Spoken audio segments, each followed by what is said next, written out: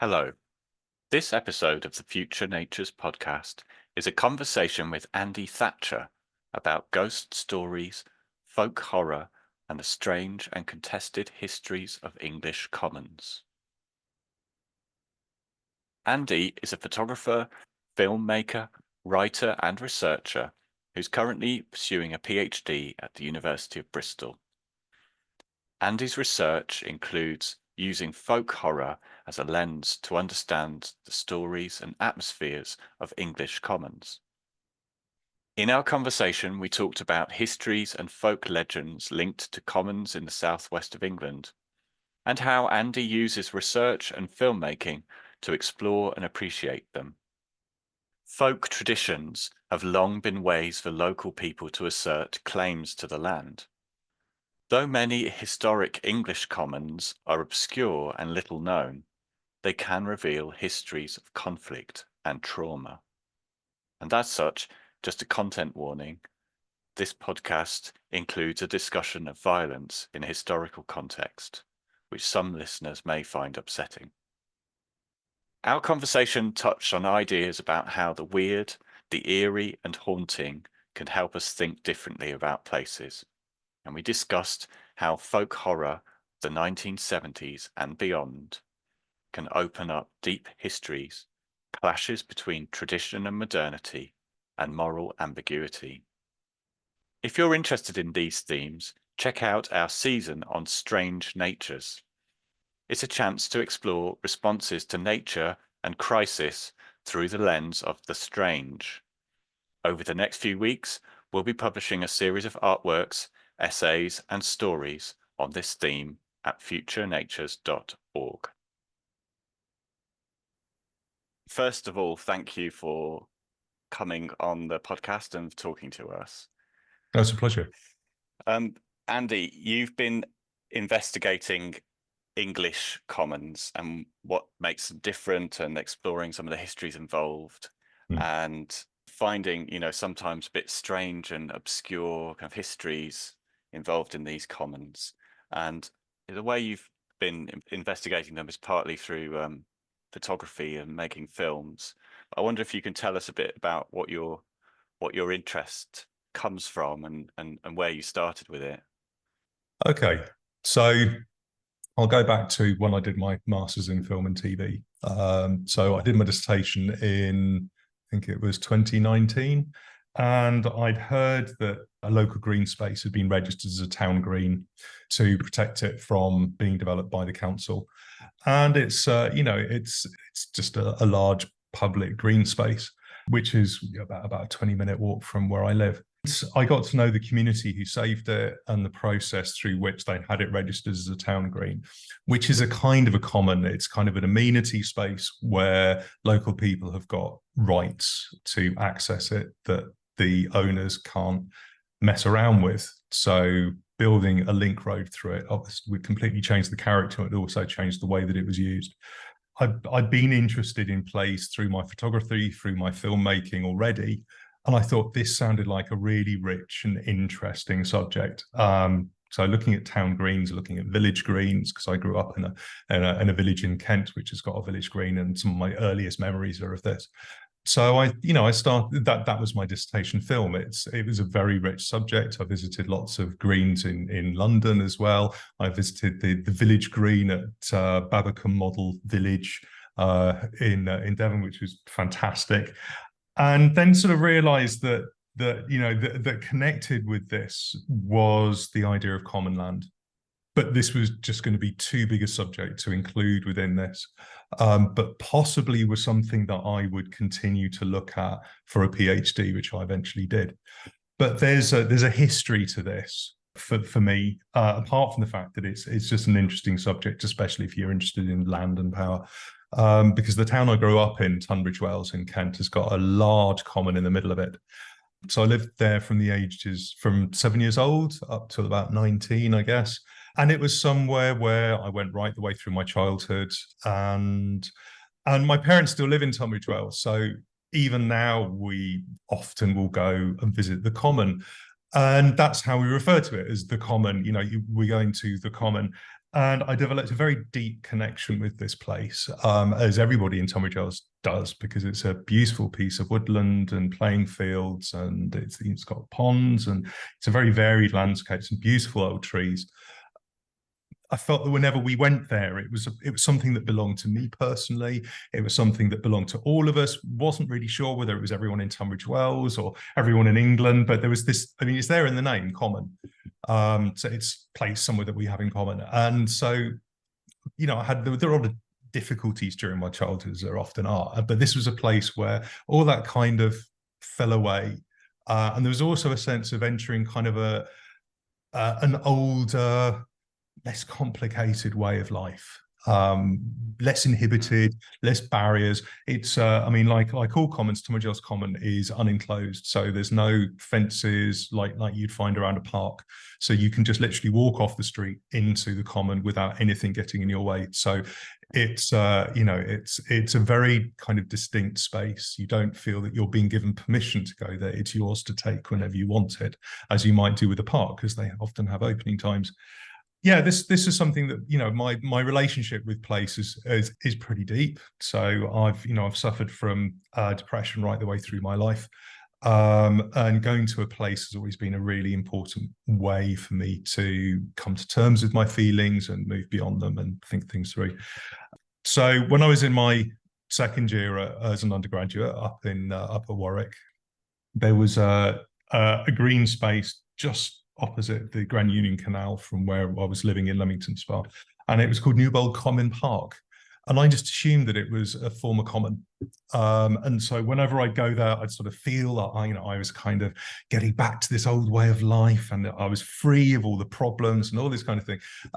When I researched it latterly, I found out that actually Newbold Common Park takes its name from a local landowner, the Commons, who were Normans. So nothing to the Commons at all. But just the idea and just the name was enough to really, it was something that I benefited from enormously.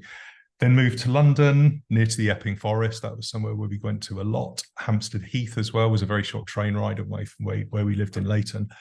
Then moved to Cornwall. Didn't know any commons there, but there were some.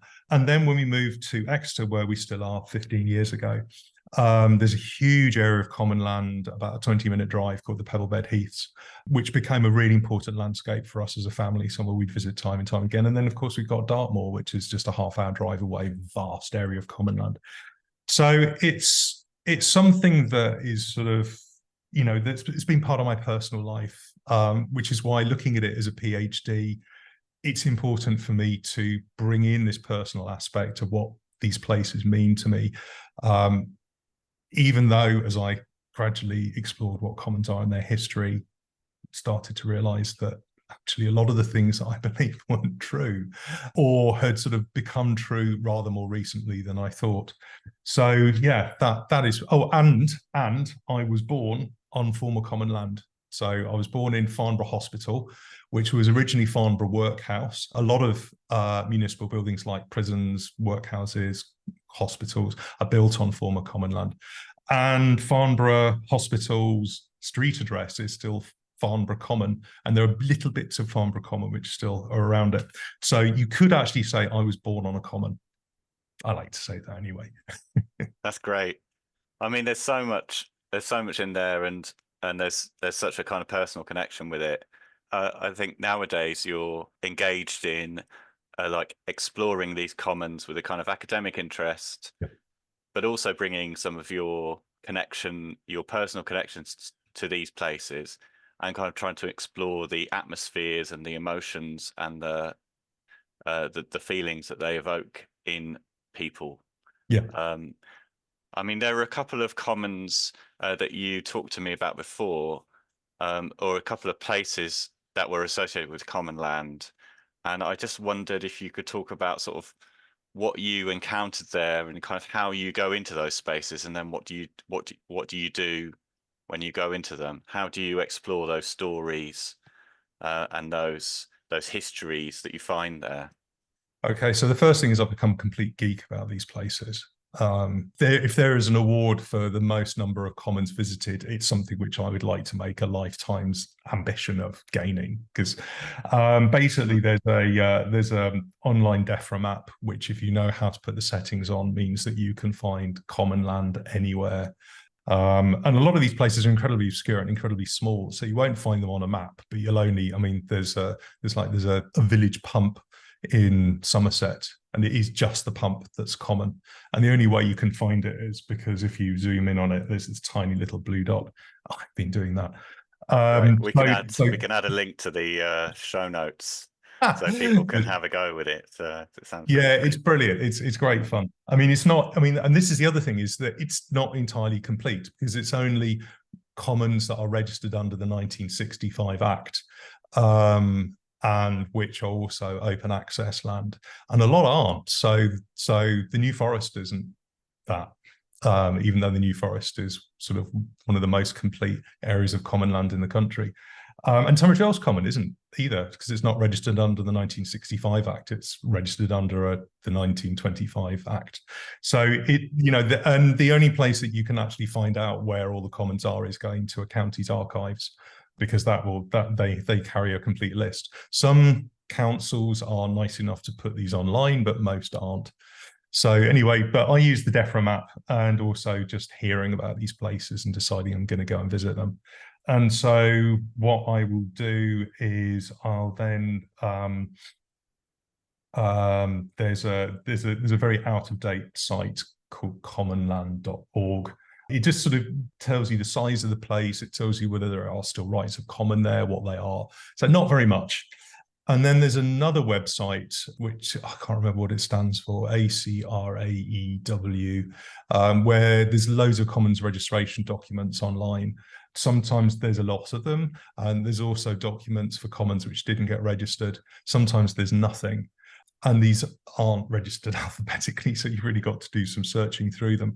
But you get a hint of some of the stories behind these places through them. So there's a common pond just outside Bristol where there's vast amounts of documentation, because there'd been a huge argument over whether or not the pond was common based on the, what was it, pipes which supplied water to a bungalow. And this went on for years and years and years, the council trying to register this, and the person who owned the bungalow saying no, because we use that water. You get things from really, from something really, really trivial like that to major historic events. So it's full of really rich detail. So I'll do that. I'll do a few web searches, see if I can find more information. Obviously, if it's a major site, there's loads, like Greenham Common or Runnymede, for example. Loads of sort of cultural information as well. I visited Castle Morton, where the 1991 Castle Morton rave was. I think it was 91 or 92 that brought about the Criminal Justice Act. Commons are mentioned specifically in the Criminal Justice Act because of the Castle Morton rave. So I do like that. But when I visit a place, I like to park all of that and just experience it just as a place that I can engage with aesthetically, affectively as well, but with all of that sitting there in the background. Right. So you've made some films based on like your experiences in some of these places, right? So you made a film about a place called Groveley Wood. Yeah. And another one, Pebblebed Heaths, I think. Pebblebed Heaths, yeah, Hertford Common up in the Pebblebed Heaths. Right. And it clearly sort of, part of that is like documentary, kind of exploring like what are the stories associated with this place, and part of it is some of these are like anecdotal stories or legends, some of them are like historically documented, and part of it is just taking in the atmosphere of the place itself, like the atmosphere of the wood or the atmosphere of the landscape. Like it just strikes that's like an interesting combination of being able to tell a story and also show the feeling of a place and the sound of a place as well. Yeah, and that's something which I think film can do really well, because especially through the use of voiceover, you can impart information at the same time as the viewer can be looking at the thing that you're talking about. If you've got the written word, you can't do that because you've got the image and then you've got to do the reading. But with film, you can combine everything. That creates some issues as well. So each medium has got its own strengths and its own weaknesses. But I think for exploring place is really good, because certainly if you're doing long takes of a particular place, then you're really giving the viewer the opportunity to kind of dwell in the landscape a bit for themselves and start to develop their own relationship with the place. Can we talk about Groveley Wood a little Sure. bit? Just as a sort of example of like a story that you've looked into and a place that you've looked into, like what did you find and kind of how did that come together? So Groveley's a really strange shape because it's got fields in the middle of it. So if you look at it on a map, it looks a bit like a shark in the Wiltshire landscape. It's equidistant between Salisbury and Stonehenge. I just decided that one day I'd just go and visit because it sounded quite interesting. It's very difficult to find information about it online. The only website that promotes it is the Woodland Trust, and that's because they've got a list of all publicly accessible wood in the country. And even they say very little about it at all. There's no maps or anything like that. There's no designated parking spaces. There's no roads that go across it. There's roads that go around it. So I kind of had to work out where to park to go and visit it. And it is the most extraordinary place. I visited in the early winter, which is a time I love to be in woodland because it's quite spooky. You've got the leafless trees; they look like skeletons. You've got you've got the sort of the sounds of the winter as well. So you don't have the bird song. You've got wind, and yeah, it's a good time of year to be out in the woods. And the smell, of course, which is something which doesn't translate into film, unfortunately. Well, yet. But yeah, I visited it, and I liked the fact that I couldn't find out very much about it, and that if I walked around it, I would have to try and draw my own conclusions. I knew that it had quite a few ancient sites in it, so it's got a Roman road that runs its length. I knew that it's got Grimm's Ditch, which is a Bronze Age. They think it's probably was a boundary ditch, but they don't really know. So that runs its length as well. There's bits of ancient settlements in there, and it's got some folk legends. So these are bits that I'd found out beforehand. So one of the folk legends is that of the Hansel sisters, who were four Danish immigrants who were put to death for bringing smallpox to the village of the town of Wilton in the 17th century. So they were taken up to Groveley and murdered. And then these ancient beeches grew up rapidly overnight on their graves, and three of the four are still there. And people hang what they call cluties from them, so ribbons or sometimes just bits of tat. I mean, like USB sticks, and like there was like a what was it? There was a Minions key ring, and so yeah, all kinds of stuff, and things that are sort of been crafted, and I've got kind of. So it's like a local custom that people will just go into the wood and they'll hang things. Yeah, I mean, it's become more of a popular thing. Yeah. There's lots of places where people seem to do that these days. Quite how long that's been a tradition there for, I don't really know, but it's become quite a thing in lots of places where it didn't used to be. Yeah. Which is ecologically questionable because a lot of the stuff is plastic based, and it's not great for wildlife. But nevertheless, it's the sense that there's this kind of a folk tradition that even if it's a recent one. So there's that. There's also Oak Apple Day, which is I still can't believe it's not better known. But it's a folk tradition which has roots going back to at least the early 17th century, where commoners would declare their rights of common at Salisbury Cathedral by shouting "Groveley, Groveley, Groveley, and all Groveley." This used to take place at Whitsun. Then after the Civil War, it was moved to Oak Apple Day, which used to be a national holiday, which was Charles II's birthday. So it's a celebration of the restoration of the monarchy. It's one of the few places in the country where it's still celebrated. So people still do this. They still go to Salisbury Cathedral and do this. Right. They do. It's really elaborate. I mean, basically, it starts at 4 a.m. on Oak Apple Day, which is 29th of May.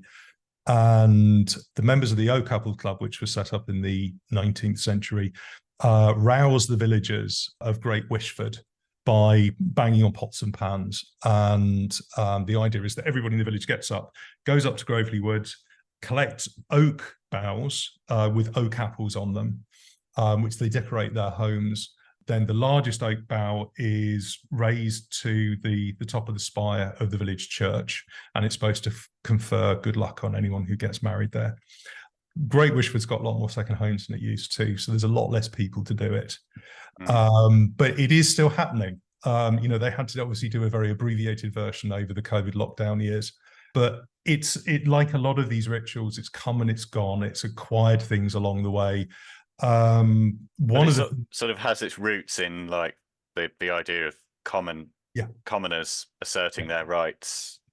So this is, so in a pre-literate society, rather than signing your name, it was something that you had to declare year after year. Yeah. Rather like beating the bounds is a similar kind of idea. So there are a few of these left. It's strongly believed that the cheese rolling in Gloucestershire at Cooper's Hill is another one of these because of the timing of it. The cheese rolling is only actually part of the things which happen on Cooper's Hill that day. The thing that happens before the cheese rolling, which used to be part of it, which still is sweets are sprinkled at the top of the hill for children to collect, and it's supposed that this is it probably used to be corn or something like this, that this was sort of a fertility thing. But this just to explain for people who haven't heard about the cheese rolling, this is the tradition of rolling a giant kind of wheel of cheese right down the hill, and people chase after it in a very dangerous fashion. And it's sort of a well-known, in England at least, it's people travel from all over the world. Yes, last year's winner had travelled from South Korea specifically for this, because it needs an unbelievably steep hill, and so it's really, really dangerous, and people always get injured, and they try to stamp it out, but it won't. That's interesting though, because it's one of these things where, I mean, people know about it, but I mean, I've certainly never heard about or really thought about why they do it. But yeah, so if you dig into these traditions, sometimes you find, there's quite sort of practical reasons why people do these things, even though they seem a bit strange and a bit bizarre. So Oak Apple Day is one of these, but it's acquired the history of Groveley as it's gone along. So in 1809, Groveley was enclosed by its owner, the Duke of Pembroke, as part of a huge enclosure act that enclosed the open fields and downland and meadows in this part of Wiltshire. But it was the enclosure of Groveley Wood that people objected to, and so there were sort of continuing trespasses. And in 1825, 4 young women. The name that's given is Grace Reed and her 3 friends. So I don't know who the 3 friends were and why Grace Reed is remembered, but there were 4 friends, one of which was Grace Reed, who were caught trespassing. They were just basically gathering wood. And this is all against the background of major famine, of soaring food prices across the country. So huge rural trauma, partly due to the Parliamentary Enclosure Act, partly due to other things that were going on as well. So the loss of these places was felt incredibly acutely. It might make the difference between just about breaking even and becoming completely poverty-stricken. So they continue to use this wood, and so the four young women went to collect firewood, I think it was. They were caught, they were sent to Salisbury Prison, and they were there was public outcry, and they were set free. There was a lawyer who intervened. So this is documented. This is not folk legend. This is something that really happened.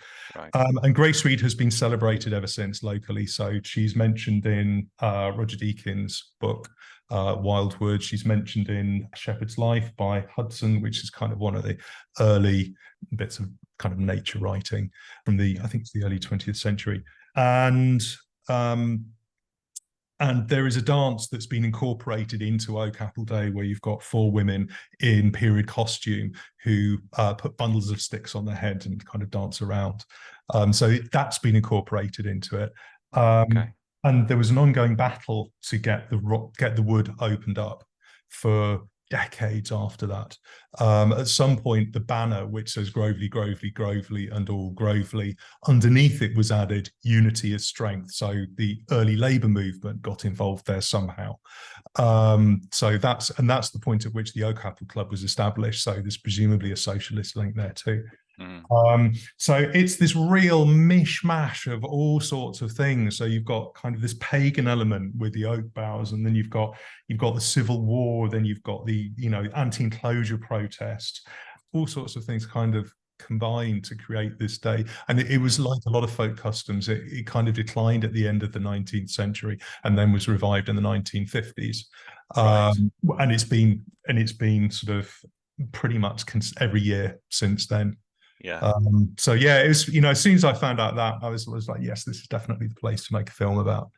Yeah. Yeah.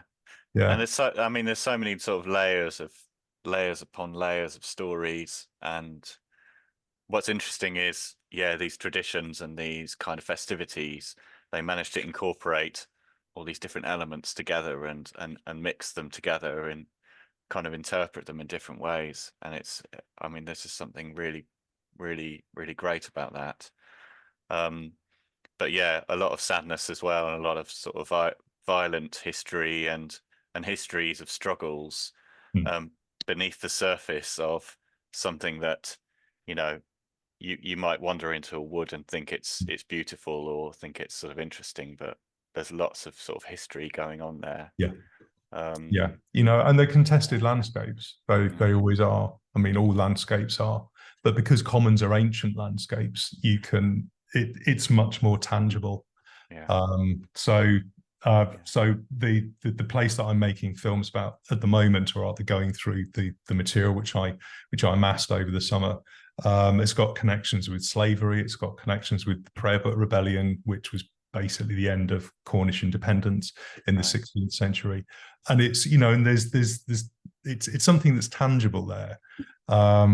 There's a record that after the Prayer Book Rebellion was put down, which is on the edge of Exeter, that the Cornish rebels then retreated to Woodbury Common, which is where they'd been the night before the final battle, and that there was a rout there, and that the common was, awash with blood. Whether or not that's true, I don't really know, but it's a great metaphor, and the idea that it sort of soaks into the land, and in some way it's kind of still there, is fascinating. I mean, this is one of the many sort of really fundamental, important moments in English history that so many people don't even know about. I mean, this has been one of the things that's been fascinating, is I've discovered that commons are such amazingly complicated places. The history is so incredibly complicated that I've had to get my head around English history in a way that I never have done before. So I've had to read books about the Civil War.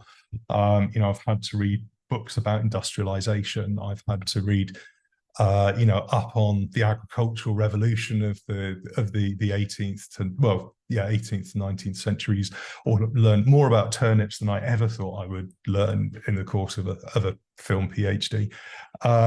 So to really understand what it is that I'm making films about, I've really had to do this research, because they're historic landscapes, and the reason that they have meaning, to me and to many others, is this connection with history. But the history is so much more complicated than these quite familiar narratives that I'd imbibed as a child, and many of us still do. Sure. Yeah. So once you start digging into the history, you find all these ambiguities and these arguments and these kind of contestations as well. And I think it's really important to remember. I think especially as now, at the moment, there's this real sort of revival. You might say there's a revival of interest in commons, and in people's desire to experience commons and to claim commons. And there's kind of, a lot of storytelling associated with that, which is the stories are being told for a reason, and sometimes they're simplified, again, for quite particular reasons.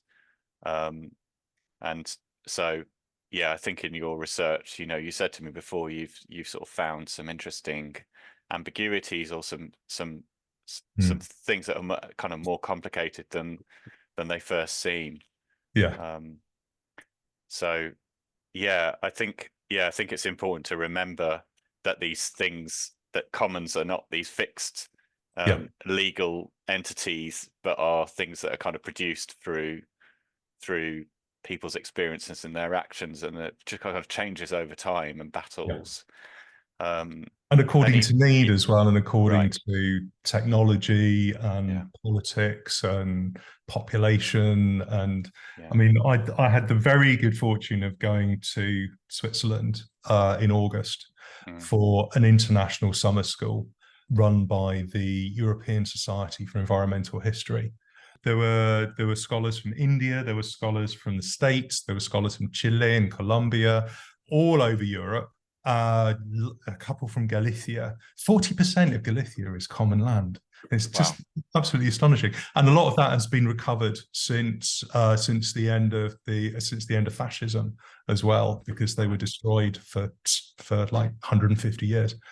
And one of the things that there's desert commons on the India-Pakistan border, where basically to be a commoner, you've got to be part of a spiritual sect, and it's kind of a religious practice.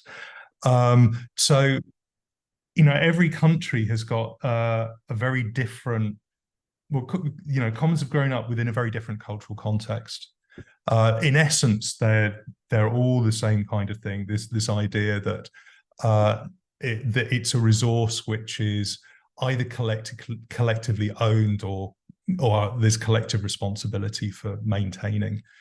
And one of the things that was really clear, Switzerland has loads of commons. 2/3 of its alpine pastures and 2/3 of its woods are commons, mm, which is, for somewhere as it's easy to associate Switzerland with being very, very organized and with a bloated financial sector. And right, it does, yeah, that's the stereotype.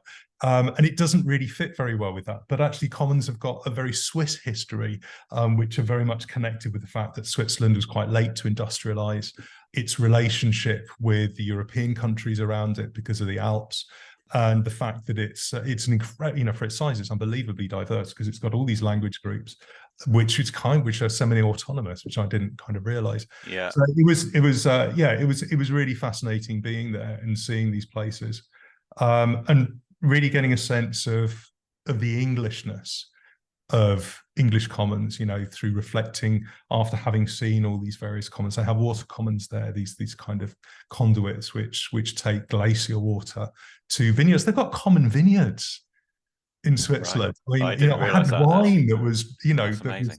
yeah, it's Common just wine. common wine. Yeah, really, really lovely stuff as well. Really That's good. great. Um, So that brings you back to then that helps you to then think about what's distinctive about English commons. And mm, as you were saying, like, some of these commons are kind of remnants or fragments, if you like, and and they're also places where there are commons without commoners. yeah, Um, and so then you sort of have to ask, well, what does that mean? Like, what is a common if there aren't any mm, commoners? But then the clues are more to do with the past. yeah, The what makes it a commons is more to do with the story behind it, which can then potentially be recovered mm, or can lead to something else in the future. But there's a sense of like places having a history that is still the history is still hanging around somehow in the mm, spirit of the place. yeah, I mean, maybe this brings us back to how places can have these atmospheres.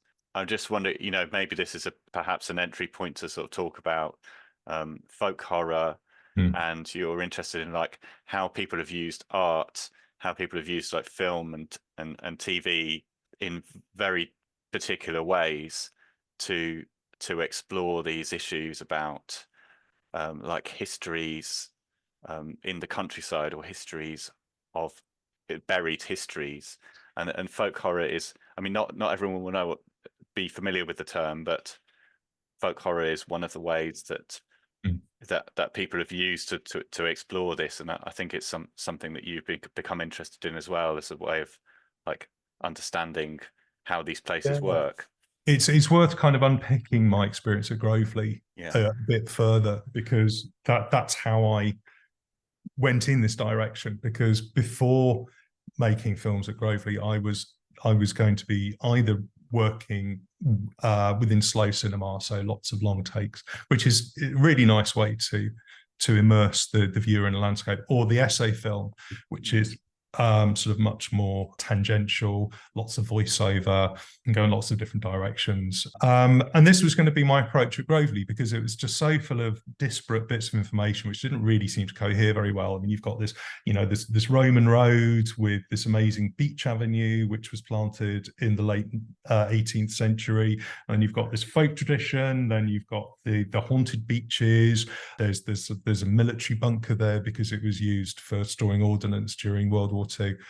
Lots of kind of disparate elements. So I thought, well, I'll be able to connect these by talking thematically and giving lots of information about Grovely, because it's, the more I found out, the more interesting it got. And so I started writing that, and I started filming, and I thought, this is really dry. I mean, I love essay films. I've made them, they're wonderful, but I just thought, this is not getting to the meat of the matter. This is not communicating what I think there is to say at Grovely. These ideas are not connected. They're linked, but they're not. They don't make kind of a whole. And worst of all, this really kind of wonderfully sinister, moody, emotional response that I was having to Grovely just wasn't there in the voiceover. Right. So I thought, well, I've loved horror films my whole life. I love ghost stories. I like spooky children's stories. So I was aware that folk horror is something which is very much talked about. So I thought, well, mate, and there's a folk story here. There's several, in fact. So why don't I just try using all the research that I'd done, but sort of housing it in a fictional setting. So this is where Clutes came about. So there's only one thing that is made up in Clutes, and that's that it imagines the Grace Reed the night before her trial at Salisbury prison, being visited by the 4 Hansel sisters who'd been murdered. So she visits them. And then in her dream, she goes to visit the Grovely of 2022, which is when I was filmmaking. So this is what she sees on her way. She's talked to by the 4 sisters, they tell her that she's going to be released and she's going to be remembered. And Grace Reed is sort of, quite shocked with the changes that have taken place with Grovely, because there's plantation woodland there. And it was being filmed in the summer of 2022. So this was during this devastating heat wave. So there was evidence of fires that had burnt in the field. So you've got the Anthropocene in there as well. The heat was horrible, and, woodlands can sometimes really hold it in. And this is one that did. So yeah, I was like, okay, so I can have my cake and eat it. So I can bring all this information together. I can sort of communicate this spooky thing, and it really worked. I presented it at a conference at the Association for the Study of Literature and Environment conference in Newcastle. Newcastle has the most amazing common. Newcastle Town Moor is just incredible, and that went down really well, and people really seemed to like it and connect with it. One of the scholars who I met in Switzerland had been struggling to teach her American students about enclosure, so she showed them this, and they was like, okay, right, I can see how this is important. And that kind of got me really thinking about why this is a really useful way for thinking about place, which has a very deep history, where there's links with trauma. So, with the enclosure of land, which is understood as being traumatic. There's plenty of evidence for times when it was, during the Tudor era, you had whole villages which were razed to the ground to to create deer parks. This is something that happened. But there's other parts of the enclosure story which are far less cut and dried. But nevertheless, this is how it's perceived as being the central kind of trauma to the nation. So it's a good way to explore those kinds of ideas. And a landscape that's been traumatized through the planting of plantation woodland, which is so, unbiodiverse. So I looked into that, looked into hauntology, which I'd been interested in for a while. Mark Fisher, ideas of the weird and the eerie, which is so the weird is somewhere where something doesn't belong, such as, for example, walking on the pebblebed heaths and then suddenly discovering like this massive military vehicle which had been parked there because the pebblebed heaths are where the Marines train. So those kind of or Wickmore on the Somerset coast, which borders Hinkley Point. Right. So ancient landscape, nuclear power stations. It's a very strange kind of juxtaposition. And then the eerie is either something where there should be nothing or nothing where there should be something as well. And then, folk horror as well, which is really, really current, and is what I'm looking at the moment in terms of actually creating a much more heavily fictionalized story. So there've been two major anthologies on folk horror published this year, one by Routledge, one by Pan Macmillan. There's a folk horror book on work of Thomas Hardy, also a major publisher.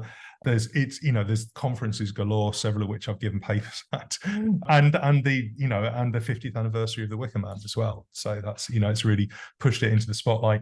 But it's a really good way about thinking about place, because a good folk horror should be something that's quite where the horror is something that's quite difficult to identify. It's something which is in a Scooby-Doo story where the villain is the ghost is unmasked as being a villain. Well, with a folk horror, you never get that. You never really work out what the story is. There's just a sense of there's kind of a presence or an agency, often something that comes from the land. So it's very useful for talking about ecological issues. So I'm looking at using all the material that I've found out on the pebblebed heaths and creating some kind of folk horror based on that. So folk horror having this kind of connection, like to distinguish it from kind of regular horror or from other kind of horrors, having these folkloric elements, but also having a sense of there's a particular place that the thing is associated with, a particular place, and it may be likened to kind of the deep time or something ancient.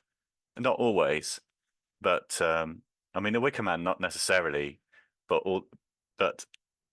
as I understand it, in the Wicker Man, people there are trying to connect to something.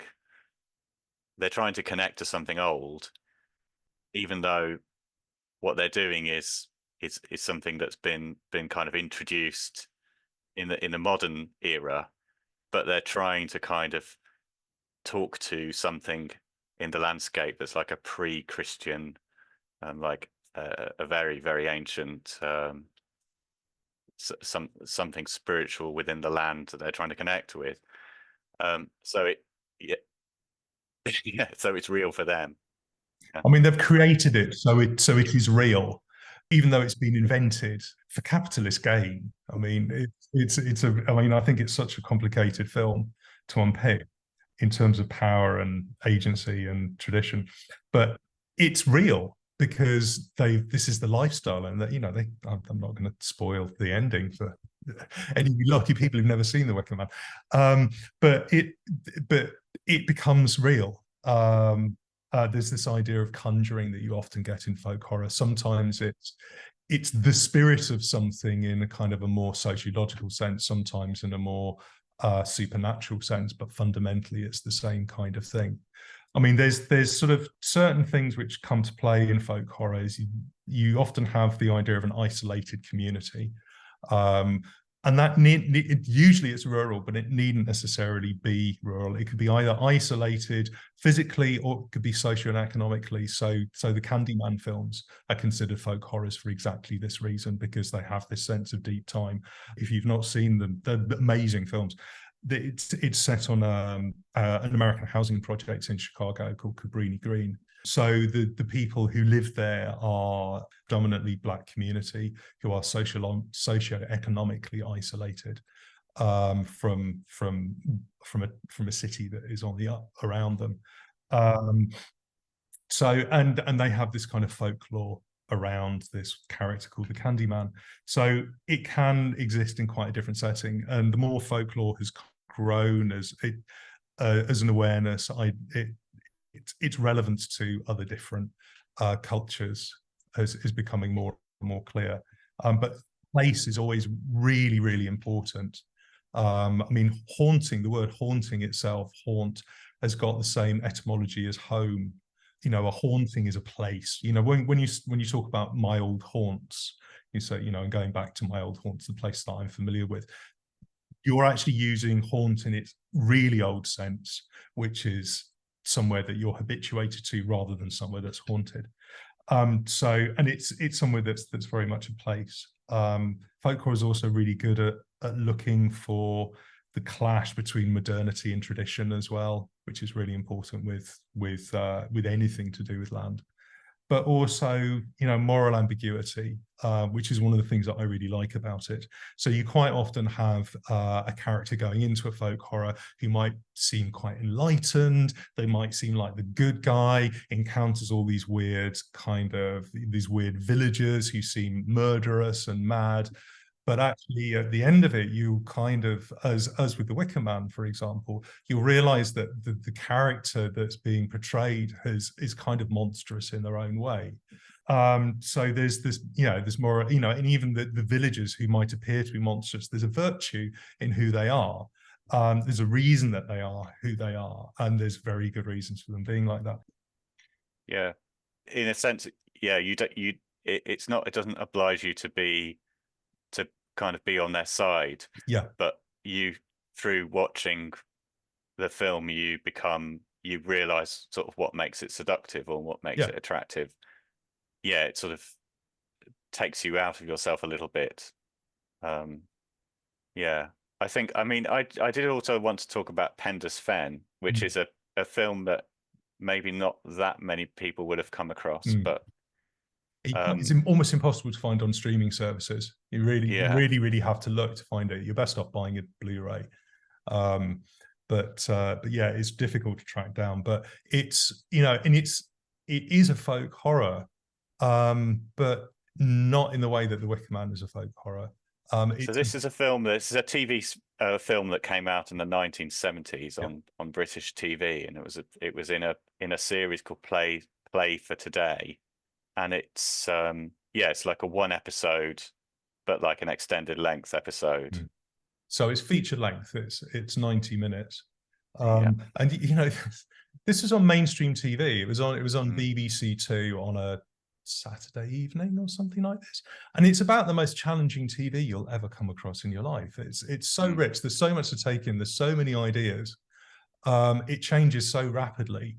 And it's really ahead of its time. I mean, it queers the landscape before that was even sort of considered to be a thing.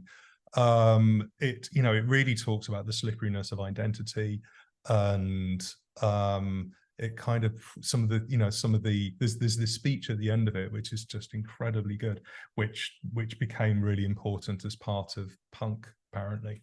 Right, because it's basically saying that you're mixed, we're all mixed, we're neither good nor bad, we're not pure, we're mud and flame, we're earth and fire. And it's man and woman, neither man nor woman, or mixed. Both, or mixed. My races are mixed because the lad who's the center of this discovers that he's adopted. And it's just extraordinary, and loads of it's filmed on common land. I know that's totally coincidental, but nevertheless, for me, that's quite exciting. Because a lot of it's filmed in the Malverns, which are, there's a huge area of common land. And talk about ancient, because it's the oldest rock in Britain, I think, certainly in England. So yeah, it's a fascinating film, and it Yeah, I really recommend anybody to check it out really, and Mm. it brings it, or at least read about it. And there are, there have been sort of essays and reviews written about it. Mm. And it, yeah, really brings in, a lot of, like, there's kind of ancient history in there, but there's also, it also speaks to quite modern concerns, Mm. and it brings in like layers and layers of history through the eyes of this young man who's just kind of discovering himself. But yeah, there's so much going on in there. But yeah, it's an interesting way of and sort of using these horrific elements, or these strange and spooky elements, in a way to talk about, people's claims to the Yeah. land, and the way that the land is being, so in the story the land is being developed for like some kind of slightly secretive military purpose, which no one really knows about. Mm. And there's various campaigns against it. So there's a kind of like quite a modern, recognizable Mm. sort of eco Yeah. campaign about, what the land is being used for. But then mixed into this is all this like older history, and this young man at the center of it all. So it's yeah, it's an interesting thing, and I think it possibly only could have been made in England. Um, but yeah, We had this worth amazing checking period for out. TV in this country in the early Mm. 70s when there was just so much experimentation, that, really mainstream slots would have the most experimental works. Um, there's so this period produced some of the great folk horror as well. So Ghost Stories for Christmas, which were adaptations of M.R. James's ghost stories, are kind of foundational ghost folk horror texts as well. So it's and also, I mean, this kind of plays into ideas of the hauntological, which is this idea that we're haunted by the future that never quite arrived, or the future that we were promised. So the 70s were, they were sort of the tail end of the 60s idealism. This is when the communes were starting to decline. It was, punk was just kind of waiting to happen, really, to level the playing field and start things again. But it's also the beginning of the end of the post-war social consensus. So you're just a few years away from Thatcher and neoliberalism, and the privatization of everything. So it's one of the reasons that it's interesting to go back to these 1970s is these are kind of the dying moments when you can sort of see that this future, which had been promised certainly since the post-war era, was really starting to hit the rails, come off the rails rather. So you've got these ideas of sort of utopia, and which are kind of there in looking at a particular piece. That's also really relevant when you're thinking about commons, because there's this sort of utopian idea associated with commons, but that goes back especially to the Civil War, that there was this kind of golden era where we all owned the commons kind of together, which is not the case because commons were local places. There was no kind of national ownership of these places, and most of them were owned by lords of the manor anyway. They weren't owned by local people, by the general people. So, but nevertheless, sort of within the idea of commons, and this is one of the things that I found really beneficial to me growing up, is this idea that they kind of promise a better way of living, which, if only we could reclaim it, could be ours. And that's very much inherent with commons thinking. And it's still there when you're thinking about sort of ideas of commoning, and it was very interesting hearing the hosts on the summer school, talk about this. This is sort of something which they really didn't like, because they're economists and they're historians, and this is not actually part of the history of the commons at all. But it nevertheless offers a very interesting way out of some of the problems which we face right now, in a sort of ever privatized, ever more limited sort of social and ecological sphere. So it's been really interesting learning a bit more about sort of the commons thinkers like Eleanor Ostrom, for example, who I've got lots of time for. I think her work is incredible. So it's really interesting to kind of know this, but also to explore these sort of social myths that we have about commons being for all, this kind of lost Anglo-Saxon utopia where, you know, we were all freemen on the commons. Yeah, and I think and also maybe not to get hung up on commons as things that we can pin down, but to understand people's relationships to places and natures as being things that can change over time, right? And so, you know, you can also look back at the past and look back at kind of how tiny or big revolutions have happened, or things have transformed really radically over time, and maybe, you know, that the future is more uncertain than you might think. Things are not maybe pinned down as much as we might want to think. It's a thing that's been returned to again and again and again, and so many thinkers have talked about commons both for and against. I mean, Marx talked extensively about commons. You know, a lot of the kind of early 18th century economist philosophers talked about the commons in a very disparaging way. And one of the things that drove the enclosures wasn't so much economic as ideological. You know, the idea that individual striving and individual hard labor is the thing which will drive, you know, a better future, and the commons were seen as an obstacle to this. The places of indolence and truculence. So, you know, it's, you know, these are really ideologically rich places, and they're also highly idiosyncratic. I think it's really difficult to generalize between them. They all have very, very distinct histories because they're local places. Yeah. Amazing. But well, I could talk about this for hours. It's difficult to know where to stop, but I think there's so much going on here, and I think you were also mentioned that you have some plans to go and explore some new places as well. I'm always looking for new places to explore. Yeah. So if anyone knows of interesting commons and interesting spots, please get in touch with Andy. And yeah, I'll try and add some links to various interesting things that we touched upon in the show notes as well. But yeah, thank you so much, Andy. That was really, really fascinating conversation, and yeah, all the best with your studies and your next movements around the strange places of England. Yes. I hope it never stops. I've got so much more work still to do. Fantastic. Thanks very much for inviting me, Andy. Thank you.